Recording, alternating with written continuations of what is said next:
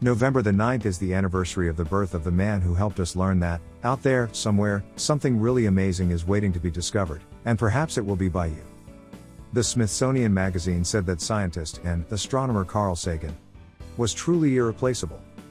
Carl was born in Brooklyn in 1934 and became a popular guest on TV shows, especially The Tonight Show, but he was also a serious scientist who worked as a consultant on several unmanned NASA missions.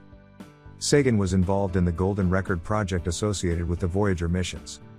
The record was imprinted with images and recordings from Earth, in case it should be discovered by intelligent life. It was also Carl who pressed to put a microphone on other planets, so that we would know that they sound like.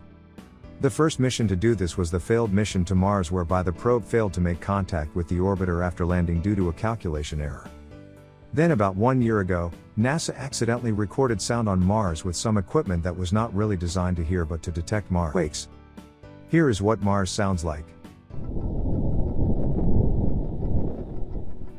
Soon, however, there will be a third microphone on Mars, and we just might get to hear what Carl wanted to hear all along. Now back to the Golden Record project. It was on the project that Sagan met Andruyan. She was the creative director of the project, and eventually she became Sagan's wife.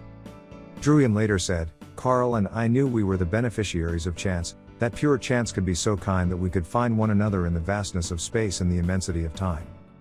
We knew that every moment should be cherished as the precious and unlikely coincidence that it was."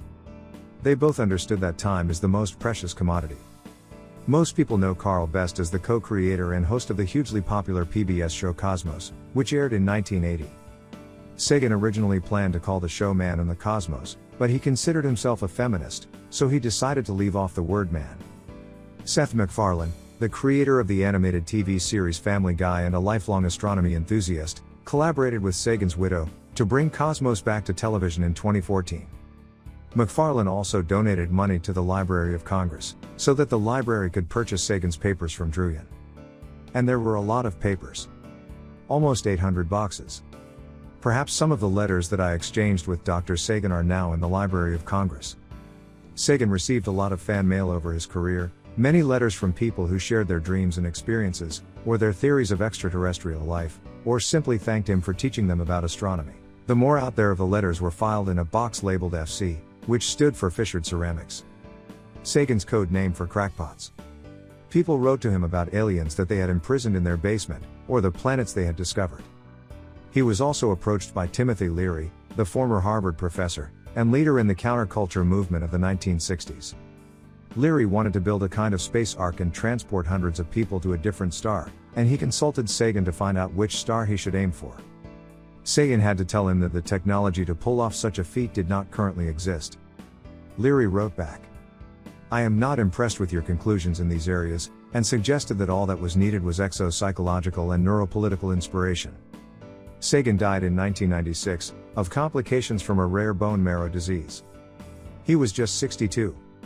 He didn't believe in life after death, and once told his daughter, Sasha, that it was dangerous to believe in something just because you want very badly for it to be true. But he also told her, "We are star stuff," and his words made her feel the wonder of being alive. After all, as the late philosopher, Tom Noe reminded us, the most amazing thing is that this star stuff came together in such a way that it has the ability to think about itself. From Sagan's book Pale Blue Dot in 1994, the title of which refers to a photo of Earth taken from billions of miles away. That's here. That's home. That's us. On it, everyone you love, everyone you know, everyone you have ever heard of, every human being who ever was, lived out their lives. Every king and peasant. Every young couple in love. Every mother and father. Hopeful child. Inventor and explorer. Every revered teacher of morals. Every corrupt politician. Every superstar. Every supreme leader. Every saint and sinner in the history of our species lived there. On a mote of dust, suspended in a sunbeam. And it is the photo that you see here. Contemplate it and keep on encouraging others.